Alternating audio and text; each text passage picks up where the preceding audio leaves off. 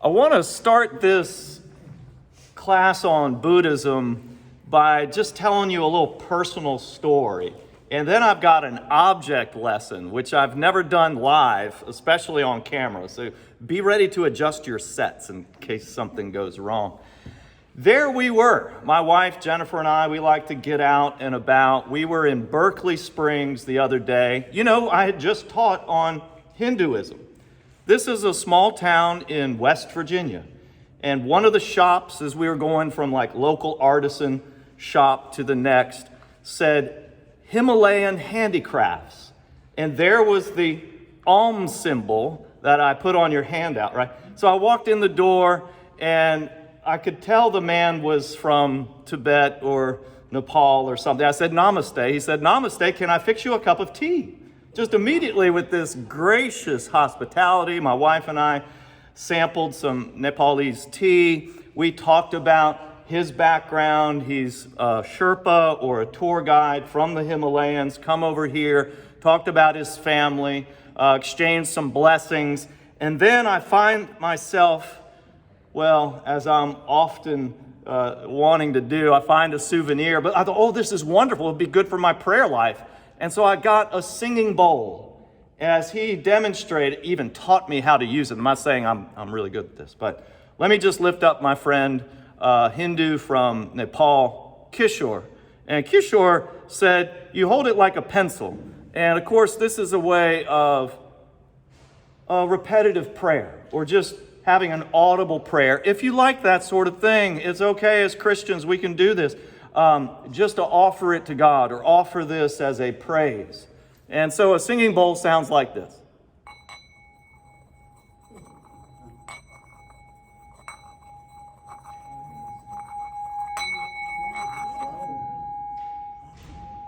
It'll get much louder, but I'm concerned about how that might overpower the microphone. But it'll be much louder if I practice a little bit more.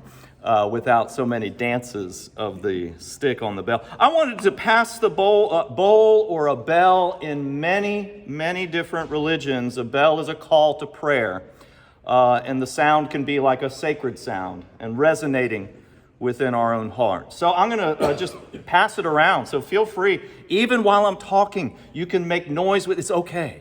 It's quite all right. You know, God accepts our prayers in many different forms. So I wanted to lift up Kishore, I wanted to lift up Hinduism, my new friend from Nepal, because it all dovetails so well with Buddhism, right? Buddhism came right out of Hinduism, and we're going to talk about that story today. Take a look at your handouts. I hope to give you some basic information. I've got a 2-page handout for those of you online. We've put the church phone number, email. You can always reach out to me, to my staff, and receive these things. But what I'm trying to say is it's never enough. Like when I go to teach something, I only have an hour. I mean, I don't have enough on here. There's probably a lot of questions that you have. I'll do my best. But let me start by giving you a bit of the Buddha's background. If you look on your handout, Buddhism is the 4th largest religion, probably over 500 million people now. Began about the same time that the Old Testament temple was being destroyed, or was about to be destroyed by the Assyrians, and the Israelites went into exile in Babylon. So 500 or so BC, the dates, you know how origin dates are, they're debatable among scholars. The ultimate goal of this religion, Buddhism, is to relieve suffering and to share infinite compassion. So we're going to talk a little bit about its founder. Unlike Hinduism doesn't claim a founder, but there is one man known to history, founder of Buddhism, and they ended up calling him the Buddha. More on that in a minute. Siddhartha Gautama. He was born to wealth. He gave up all things to seek answers to human life, to relieve the human condition, mainly suffering. And he found the solution within himself. So we're going to talk about that quite a bit. He becomes known as the Buddha. Buddha simply meaning the enlightened one, or in another word would be awakened, the awakened one. He taught a non-theistic religion, that is, no deity necessary, without sacred scriptures, without rituals, without tradition, devoid of authority and institution. Very interesting, because all of those things we tend to come to know as the religious part of religion, right? So we'll get to details on this. But let me tell you a little bit about his story. Perhaps some of you have heard about Gautama before. The stories vary from different sources that I've researched, but the gist of it is like this. Siddhartha Gautama was a wealthy son, so he lives like a prince in a palace, if you will, but chooses to leave behind all of this. That kind of religious story of forsaking worldly wealth and status or privilege recurs through religions. I think in my own tradition, Christian tradition, I've talked about St. Francis, for example, does a similar thing. Augustine, centuries before him, a similar thing. Now, Gautama was married and with a child, but still chose to leave the life he had sheltered in affluence. Some of the things that led him to such a stark decision. He finally went out into the world. You imagine him as a young man, maybe a newlywed at this point, 20-something. He goes out from the palace, out into the real world for a short travel. And he has these eye-opening experiences that tradition has called the four sights, like he sees something, these sights. He sees someone suffering, he sees an elderly man, and he sees a dead body. Now that's just three. Wait, I'll get to the fourth. It seems like the story would say, his charioteer stops and explains, each of these sights to this naive prince. Well, people get sick, people grow old, and people die. This is the human condition. And so he's shocked by this, right? As a young man, learning about real life. And then the fourth observation that was life-changing for him is he sees an aesthetic person. We would say somebody who's unhoused or homeless or someone who has chosen to give up that life. We might say today, living off the grid. So he sees this aesthetic and thinks, now that's the way to happiness. That's the way to a fulfilled life. So he does. He leaves behind the palace, forsakes all his worldly wealth, and tries that for a number of years. But it doesn't stick with him. The aesthetic life or giving up all worldly goods is not enough. And so he delves into his Hindu religion and tries out various deities. He tries out numerous rituals, and that does not satisfy. So after about 6 years of all this trial and error, the story is that Gautama sat down. He's about 35 years old. He sat down with his back against a tree. It's become known as the Bo tree or Bodhi tree, referring to Buddha. 49 days of deep meditation. Just think about that. 49 days of deep meditation, and he becomes enlightened. The dissatisfaction, the fear, the suffering, all of it left him, and he became known as the Buddha or the Awakened One. Houston Smith, in this book, I keep meaning to say it this way. At the beginning of each class, I should say, I owe a debt of gratitude to Houston Smith and the book, The World's Religions. It's been published numerous times. It came out, like in the 50s or 60s as The Religions of Man. But The World's Religions, super helpful. Some of you picked it up and told me it's been helpful to you. I like the way Houston Smith kind of summarizes a story about Gautama in this way, that as he sort of grew in stature and his disciples told other people and he became rather popular, that people would come to him and ask him, "What are you?" Right? Now, with only probably one other personality in the history of religions, Jesus, did people come and often say, "Who are you?" or even, "What are you?" And so when they start to ask questions like what, not just who, there's something that you can hardly put your fingers on. There's something that you can hardly articulate that must have been perceptible for almost anyone who came into his, airspace. You come in close contact with this Buddha, you would ask, "What are you?" It's just something charismatic, something deep, authentic about his personality, something magnetic, we might say. There's some chemistry there, whatever language you want to know. But his response, when somebody would say, "What are you?" he would say, "I am awake." So it sounds so simple, but I think it's so significant. In a nutshell, that's the birth of the religion. He was an inspiring figure, Houston Smith goes on to relate this experience. Quote, "Amazing simplicity about this man before whom kings bowed.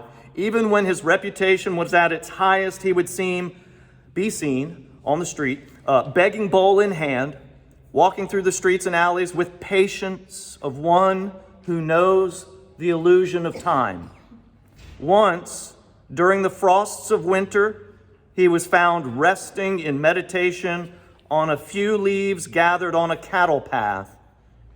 And so it says, the Buddha said, quote, "Rough is the ground trodden by the hooves of cattle, thin is the couch, light the monk's yellow robe, sharp the cutting wind of winter," he admitted. "Yet I live happily with sublime uniformity." And in some ways, we talked about this with Hinduism. The Buddha has a similar desire for that particular response to life, that mindset or that heart that receives all things uniformly, with calm, with peace. He taught his followers, mainly, let's go back to the handout for a minute. I want to say probably more than once, this is a religion without scripture. So when you hear somebody say, the Buddha said, quote, like I just did, these are stories gathered by his disciples. You could say, well, the same thing with Christian Gospels. But what's different is, for Buddhism, the scriptures are not all agreed upon. There's a huge collection of them. You could break them into categories like those that are attributed to Buddha and those that come as, teachings on those sayings later on are also very sacred texts. So there's huge categories and a huge number of them. But it was the first of the things that were codified or written down as the sayings of the Buddha came 150 or more years later. So the Gospels came within 20, 40 years.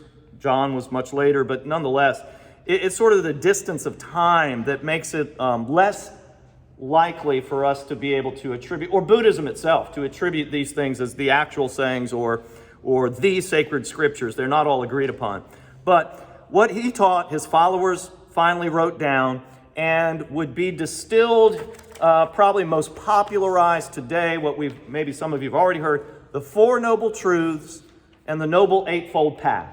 So this would be sort of like the distillation of what were the scriptures, kind of coming down into some simple lists.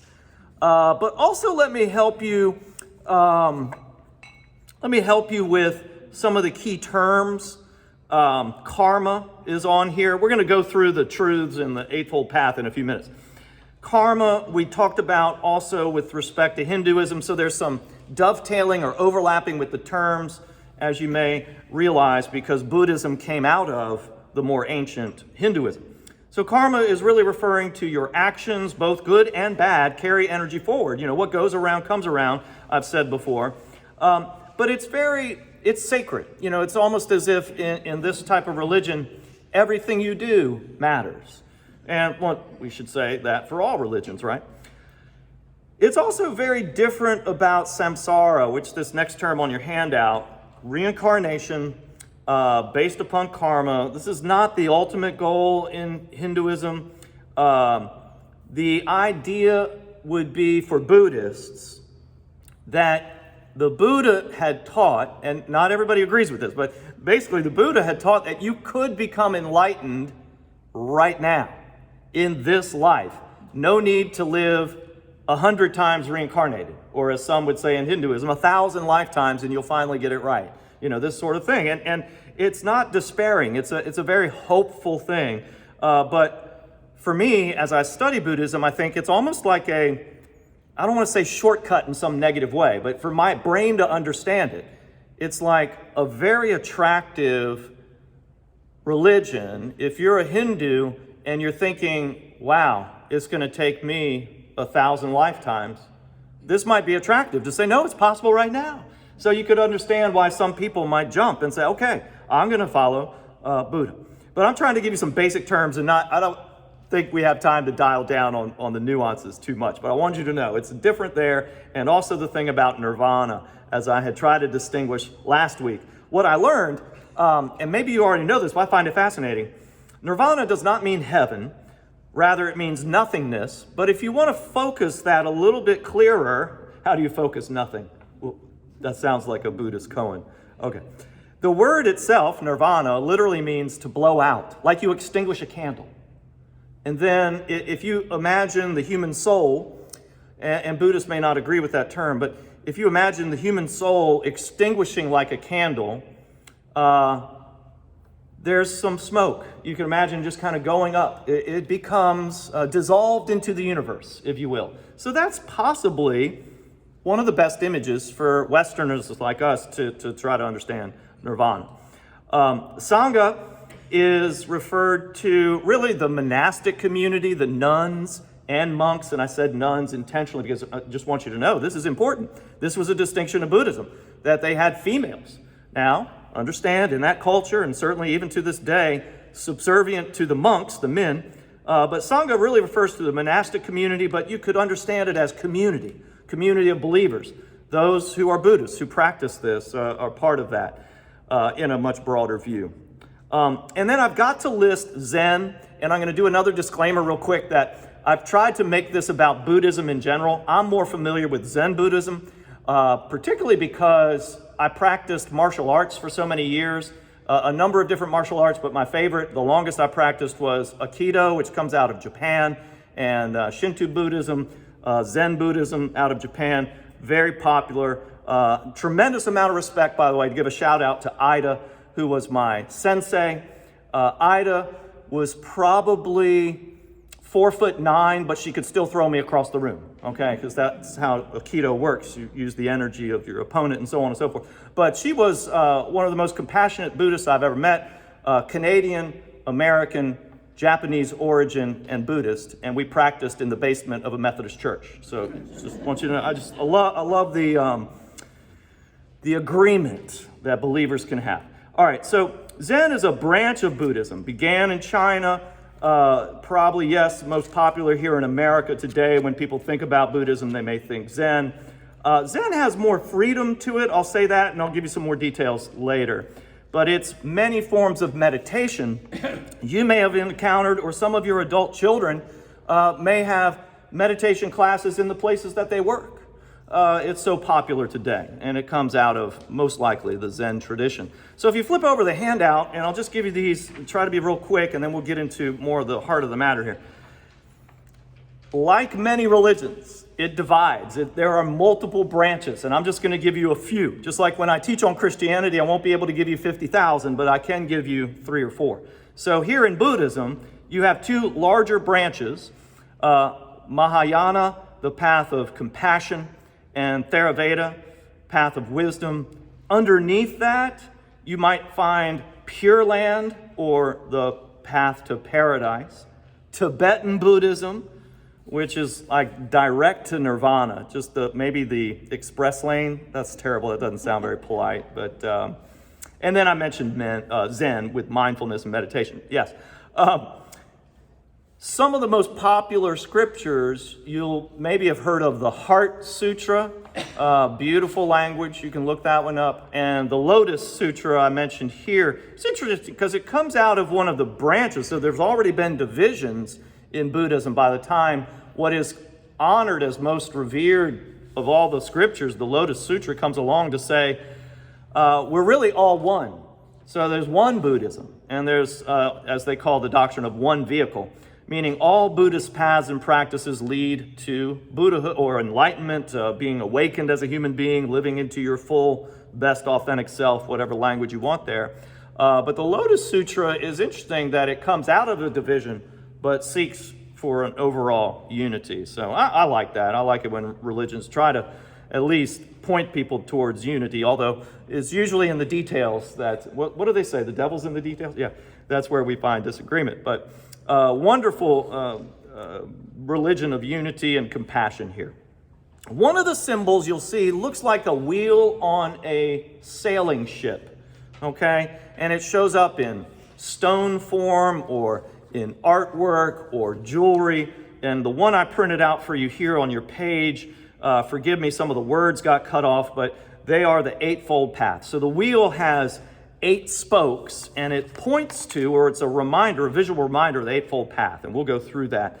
But wanted you to see something in print. And I'm going to mention the 5 skandhas or attachments. Attachments might be the better word. Clinging is what it really means literally. So we're going to unpack some of these terms and the pathway here as we go forward.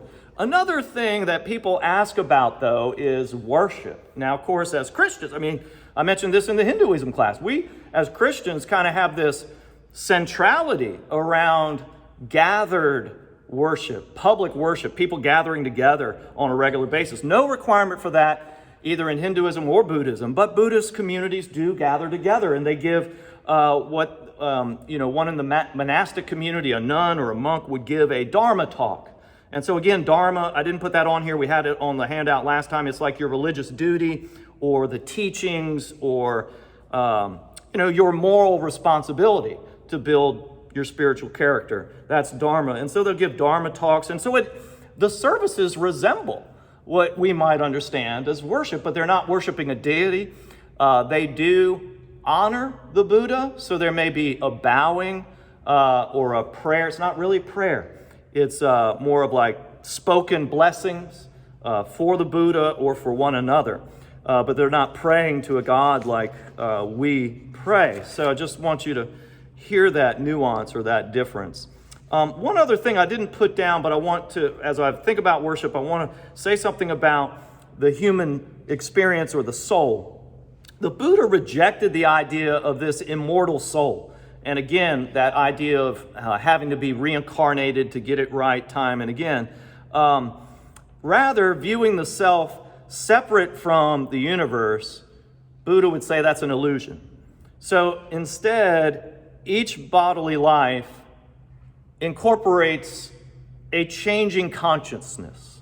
So I'm trying to say that carefully because, there's different ways to interpret that, but you don't have your own individual soul. The ego is one of those attachments. So that sense of self that has like a capital S, and a lot of Judeo-Christian teaching kind of attributes that to the soul, or that's commuted to the soul. And so you have sort of this idea of like this bank account of stored identity and karma and all these things. So each bodily life involves a changing consciousness. So that's pretty deep. I'm not sure I'm going to be able to unpack that or teach it. Again, I'll give this disclaimer. I'm no expert here, and probably it's starting to show. All right, so let me delve into a bit of Zen before we get farther into the Buddhist teaching and Buddhism in general.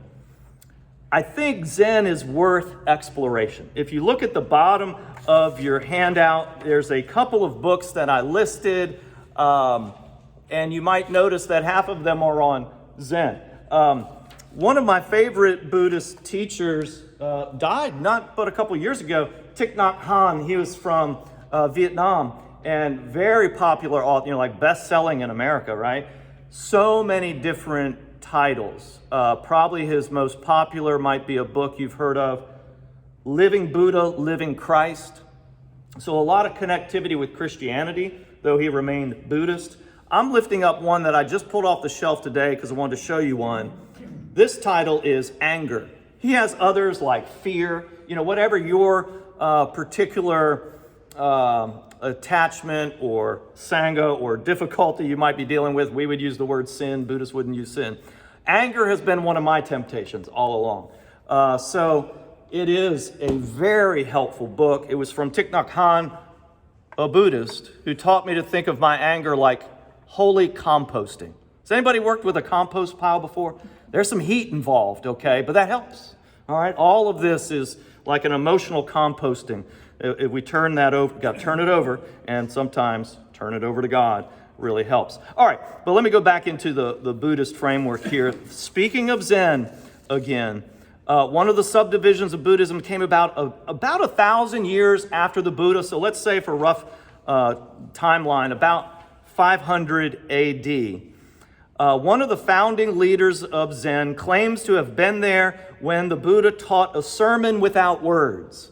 Doesn't that sound good? I mean, I'd love to be able to give that right now. Some of you are ready to hear a sermon without words. The story goes that on the mountaintop, there the Buddha sat with his disciples around him, but he did not speak that morning. He simply held up a golden lotus. No one understood the meaning of this eloquent gesture, and no one was aware of the beauty of that single flower, except for one disciple who smiled at the Buddha. This response caused the Buddha to name him as his successor, and so the birth of Zen. To describe this particular path of Buddhism would be very difficult in any amount of time. It would be great to teach a 5-week course just on Zen. But you can hear in a couple things I'm about to share, you can hear sort of the both and nature. This is Eastern thinking. You can think yin and yang. Rather than our Western minds, my Western mind, for example, very influenced by the Greek, loves linear things. Give me, 7 easy steps to be a Christian, and give me categories and make things linear and abstract and I'll get it. And I think one reason why Buddhism in general is attractive to us, because they do have some lists with numbers, like the Four Noble Truths, right? Okay, but listen to almost the if you're into music, kind of like the melody and the counterpoint. You have both and. So a teacher describing Zen wrote the following verse. The body is the Bodhi tree. Mind is like the mirror, bright. Take heed to keep it always clean and let no dust collect upon it. Wisdom, proverb. And then the same teacher quotes the next verse. Bodhi, or true wisdom, is not a tree. The mind is not a mirror shining as if there's anything from the first. Why talk of wiping off dust? There's this whole thing of like undoing what was just said. The river is not a river. The mountain is not a mountain. And then when you find enlightenment, the river is just a river and the mountain is just a mountain. These types of teachings, which Suzuki, again, if you look at the bottom, a suggested reading, Shinyu Suzuki wrote Zen Mind, Beginner's Mind, which in America became very popular in the 1960s. I do think it's a great read. It's worth reading. It is as if you were listening to him with an unorganized stream of consciousness in a Buddhist service giving a Dharma talk. I could just imagine it that way. So it's not an easy read, but I think it's a worthwhile read. So if you would tolerate just kind of one other idea, Suzuki said, not one, not two. Body and mind are one and two. Both two and one. Okay, got it. Right? You hear the wisdom, right? I mean, so another way to think about learning Zen or being part of a group that practices Zen is to understand that many koans or little stories or riddles, we might in our context think of them a little bit more like riddles, are given to the student for you to meditate upon. But for me, growing up with a Western mind, my mindset is like, it's a problem to solve. I want to solve mysteries. They want you to sit with mystery, right? So these sayings seem to wrap around one another or, counter one another. Or the koans, it could be as simple as, you've probably heard this one. What is the sound of one hand clapping? Right? It's really not about the answer. It's about trying to think in a way that almost doesn't make sense, in a way that you're not normally going to think. So it's about developing deep mindfulness, being right here, right now. We could go on and on about this, but all of that to kind of lead me into one other very popular, so you've got some familiarity with this, the Dalai Lama. All right, where does he come from? So now we're talking about Tibetan Buddhism. Want you to know about the Dalai Lama. As in Hinduism, there's no way for me to name all of the, what we might call in our tradition, saints or leaders or teachers, great people of the tradition. But we'll definitely mention the Dalai Lama. We hear about him in the news. You may know one of his books, I put it on the list, the Book of Joy, which he wrote with Bishop Desmond Tutu. So we got a Catholic or Christian view with the Buddhist view together. But his is Tibetan Buddhism. Lama is the honorific title given to masters or teachers, leaders, right? And the Dalai Lama is the leader of a particular group of lamas, spiritual leaders, who's given the sacred task of protecting the people of Tibet. The current Dalai Lama lives in India, having fled Tibet in 1959, so he's in exile. A lot of this has to do with politics of Tibet, that region of where China and Nepal and India all kind of smashed together in the Himalayas, right? Very much disputed. But think of the Dalai Lama as a spiritual leader, and I know there's a lot of controversy and things around him right now, but one thing I learned is not to try to equate the Dalai Lama with the Christian Pope, for example, leader of the Roman Catholic Church. It's not the same thing. Pope is a figure who guards doctrine, but rather the Dalai Lama is one, this is the quote, who leads with an activity of presence.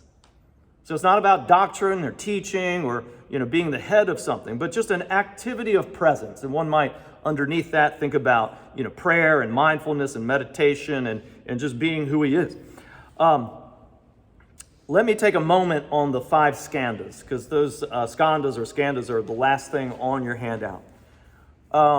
It's a Sanskrit word which means heaps or collections or clingings. These aggregates or collections of clinging or attachment. I think about things that build the self or build the ego, and that ends up weighing down you as the ultimate person you're meant to be. And so they can take on these different ways of being, form or material image, impression. I think sometimes about like bad memories or bad desires. Sensations or feelings can be, hungry appetites for worldliness or selfishness, perceptions, or we might say in our day and time, like deeply held opinions that keep you divided inside yourself or from others. Mental activity or formations, just could be ruminations on negative things, and even consciousness itself. I would need more of an expert to unpack that, but I just wanted to name those, put those out there. I wanted to start to say, in Christian tradition we have the 7 deadly sins, but again, the word sin doesn't really translate into Buddhism, because it's not about this sort of negative judgment. It's actually a very optimistic religion, which is kind of hard to imagine for some of us, because we've heard that Buddhism is all about suffering. No, it names that mainly people suffer in the world, but that we can alleviate that suffering through compassion and spiritual practice, meditative practice. So the Buddha, going back to him, I'm going to close with these 4 noble truths in the Eightfold Path. I think it's fascinating that he tried, worldly wealth is what he was born into, and then the Buddha tried the opposite of that, the extreme of asceticism, and neither was fulfilling or what life was all about. So his way, Buddhism, is taught as a middle way, kind of a straight and narrow path between extremes.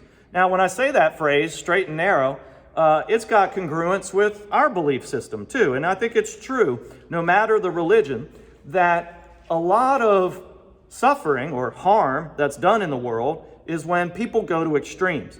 Now, all that's really needed for optimal living is found in the middle way. I think in that context, the original context of Buddhism, the main extremes were not like politics or certain things that we believe today, but it was more about if you're going to strive for worldly success or if you're going to give it all up and go the way of asceticism. So those were the big options that were available to people. But staying on this middle path involves some practices. What does it involve? Well, the 4 noble truths. Life involves suffering. Suffering is caused by desire, and desire or attachment is, since it's the root cause here, you have this sort of diagnosis here. We know there is a solution.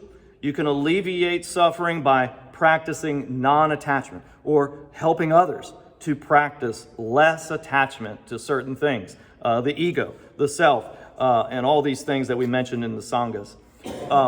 And cultivate non-attachment by practicing the Eightfold Path. So the Four Noble Truths lead you right into this Eightfold Path. It's interesting because one description of the suffering, and we may think of it quite readily, that we get ill or that we grow old and there's a lot of suffering, or that we get heartbroken. People let us down, or there's a lot of, bad news in the world. But I like the way it's put. Buddhism is identifying human suffering like a bone out of joint. That just all of life is not seated properly. Like if you've dislocated a shoulder, you just can't get around that. That's going to be a preoccupying pain or suffering because it's out of joint. So it's not necessarily identifying that one thing that may be for you, the loss of a loved one and you're grieving. Yes, that's part of the suffering, but it's trying to name the universal experience of suffering, that like all of life is in some way out of joint. So exploring the cause of life's dislocation is part of the Four Noble Truths, that you've got to find those attachments or those desires that make you feel the pinch point or the pain of that dislocation in your own person. And then to work yourself. This is a very, although it talks about non-self, it is a very self-centered, I don't mean that in a selfish way, I'm just saying it is a very centered on oneself, very personal, let's put it that way. Maybe even private to some degree. Religion or work, there's a lot of self-effort in this. To overcome those selfish desires, those attachments, in order to alleviate suffering within yourself, and then you'll be valuable to others to help alleviate suffering for someone else or in the world. How you do this is now the Eightfold Path. So I hope I'm unpacking this a little bit for us in a way that you can follow. So on your handout are the list of the Eightfold Path. And I like it on the wheel image also because I don't think, in my Western mind, it's almost like you got to do one first and then you do number two. I don't think it's that way. I think it's just, you've got to pay attention to all of these. If you leave out number 6, then it's not really going to be as fully helpful. So you really have to pay attention to all of it, not necessarily in this numerical order. But here's how it's listed. And I think to help this, let me give a Buddha quote. All right, the Buddha is said to have said, "Happiness, he who seeks may win if he practices." So understand these as practices. My tradition teaches me just to think, right? Just believe, right? It's in your heart, it's in your head. You just have some sort of mental agreement with this. But what Buddha is saying, or the practice of Buddhism is, no, do it, okay?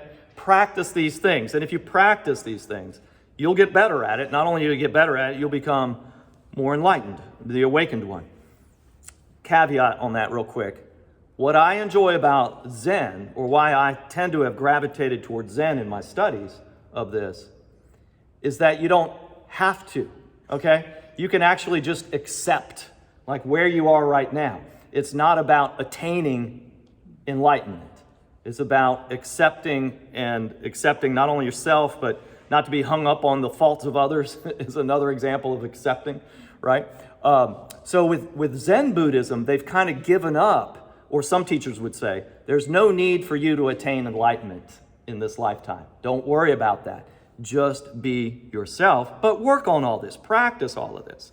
So there's less judgment with that view of it, but it is something you do. First, it's right views. It's about having an outlook, a belief, a lens. I've talked about using glasses before, like we don't sometimes become aware of what we're seeing the world through, but it's good to have the right way of seeing the world. Seeing oneself clearly is part of this. Having the right heart, that is the next on the Eightfold Path, intention. Have the right intent. Careful about your heart. Choosing your direction. Heart is about your direction in life, your ultimate goal or aim or intention in your actions, your speech, and your life.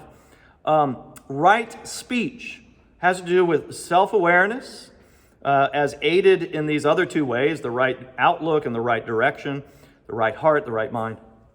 Having the right speech is so important. Using words in the right way, you understand, because words have that potential to hurt or to help. So language has power. So there's recognition of this and an encouragement to choose your words carefully. Right conduct. Of course, your actions matter. We've talked about that with karma, and in every religion, it's true. Actions matter. Start with a greater awareness of your own actions in any given day, asking yourself, am I acting with selfish goals? Am I acting with the wrong intention? That should inform your conduct. How much generosity is expressed in my actions? I love that question. How will my actions affect others? And what of my own moral character formation? You understand this in our own Christian tradition of self-examination. So right conduct matters. Right livelihood. I find this one interesting because it's not given much reflection in my own experience as a Christian, certainly as a pastor.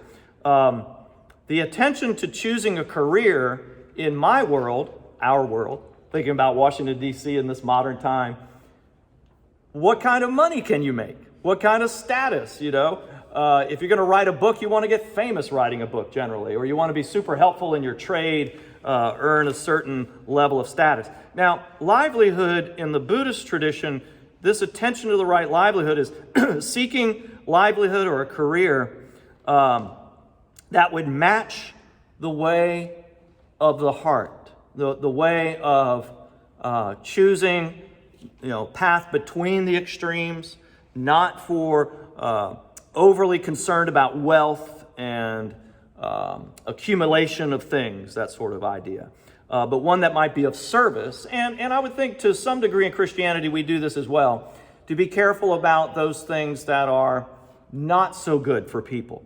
Tax collectors. Jesus talked about this in his time. It was, in our day and time, we wouldn't say anybody working for the IRS or as an accountant is doing anything wrong necessarily, right? But it's this idea of taking a lot from people who can't afford it, was why tax collectors made the list in Buddhism as well. Prostitutes, that might be an overly used example, forgive me, it was on the list. Weapons makers. I just think that's interesting, and I almost want to, can we mute that, censor my tape, because hey, we live right here among people, some of you might be retired, military, Northrop Grumman, other contractors, we're big on the weapons industry as Americans today. So it's interesting for me that some religions give attention to this and Christianity not so much. But again, I'm not trying to do comparative religions. I'm just telling you what's welling up in my heart as I've been studying this and wanted to share it with you. So attention to what you do with your work.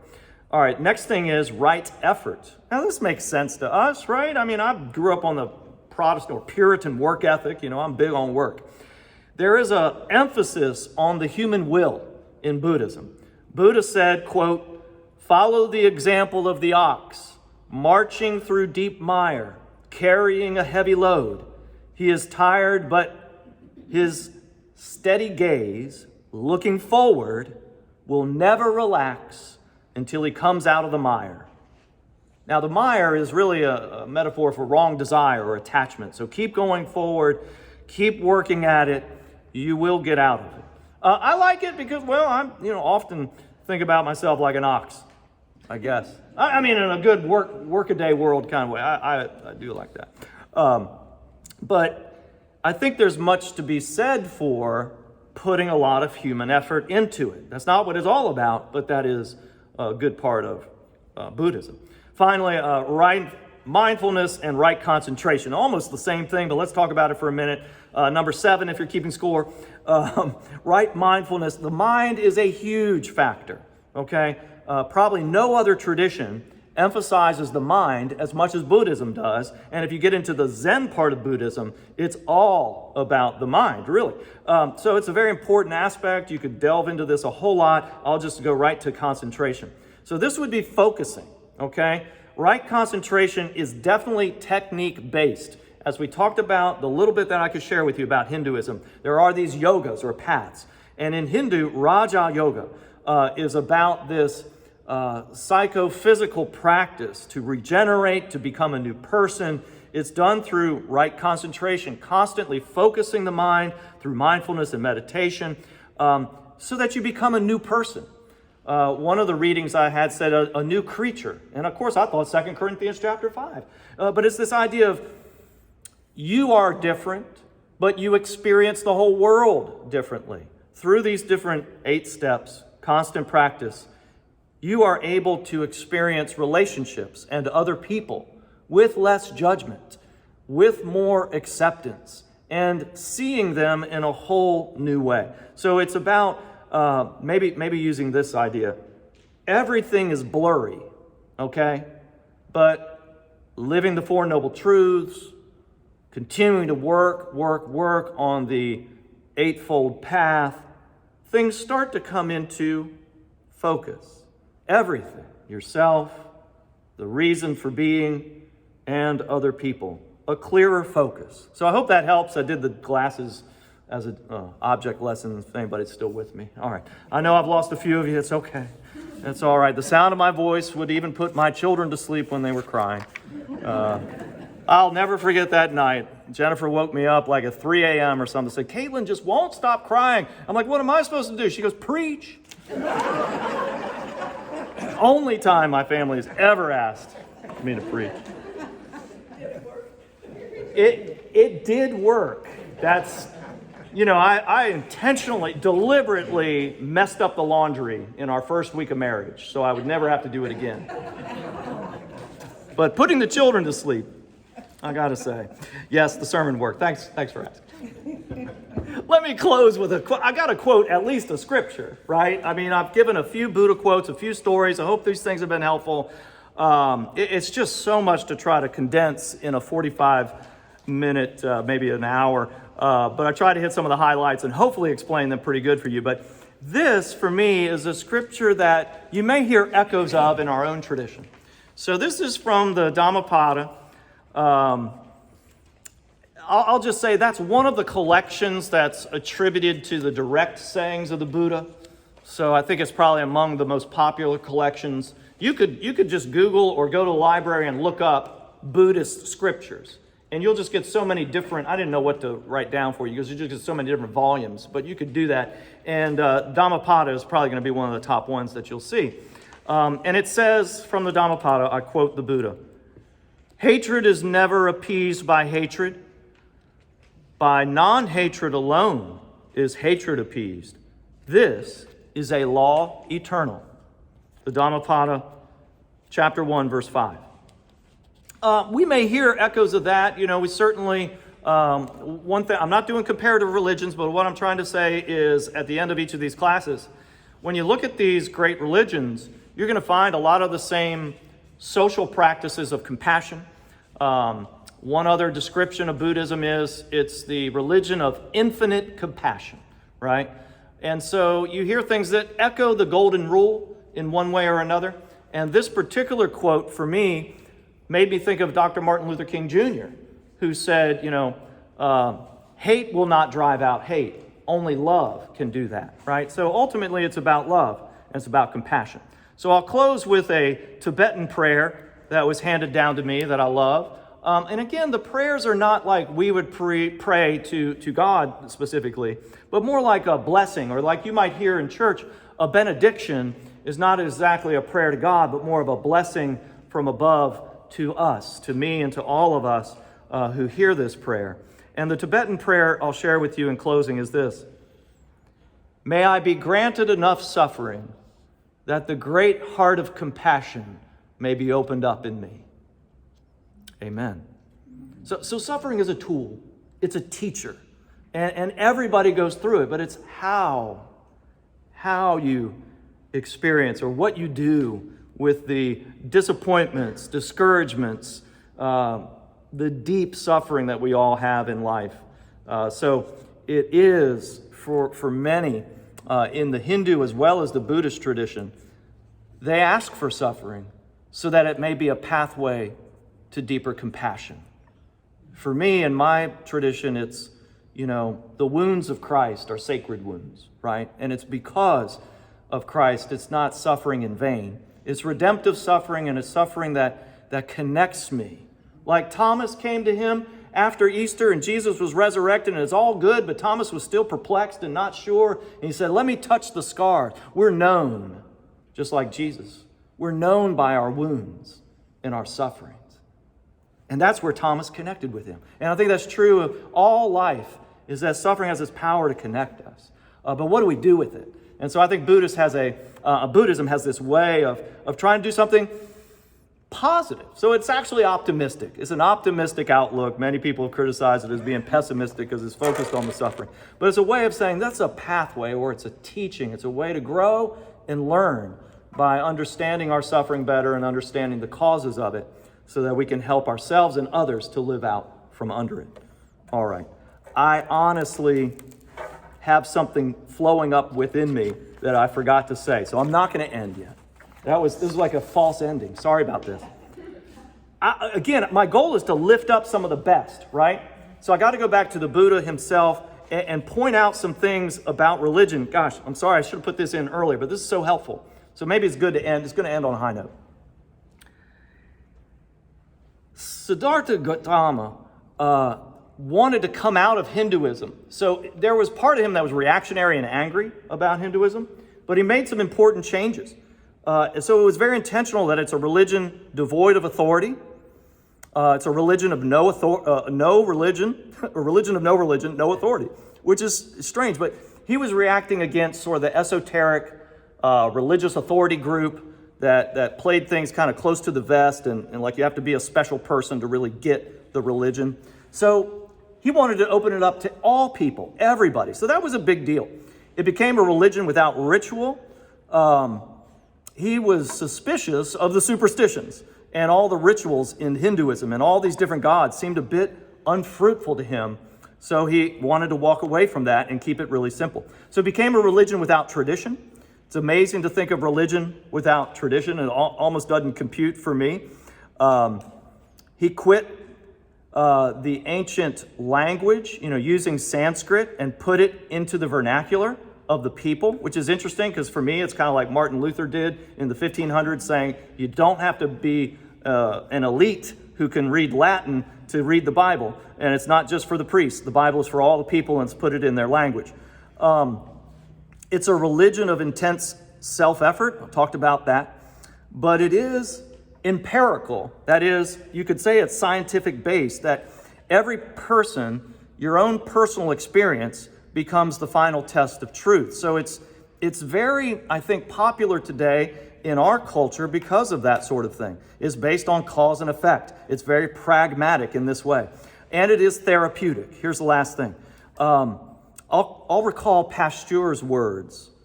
I do not ask you for either your opinions or your religion, but rather, what is your suffering? And this is a religion that is to bring therapy. The Greek word therapeutic, we hear it in our language, is all about healing. So I wanted to lift up that word healing, even though I'm repeating some of the things I said before. There is the intent, I think, originally in Buddhism for personal healing. So it is a very psychological, therapeutic, and personal religion. It's not so much communal, although people do get together. It is true, just like bees don't make honey on their own. Buddhists get together and make the religion sweeter in that way also. But the final point is, positive point about Buddhism, and he did this very intentionally. It's egalitarian way before its time. Okay, so that women were acknowledged. Women, yes, can go down this path and achieve enlightenment. Now, like I said, nuns are accepted in the Sangha, in the monastic community, but they are subservient to men even to this day. So there are some more, egalitarian communities here in America, perhaps, but it has that basis. But I did want to lift up, just like I did about Jesus, egalitarian or inclusive of women to a degree at least, way before its time. So I think that's positive. Now I'll close and take your questions, and I'll try to give some more answers. But hopefully that does frame the foundation of Buddhism in a more positive way. Other thoughts? Yeah, questions, Jerry. What role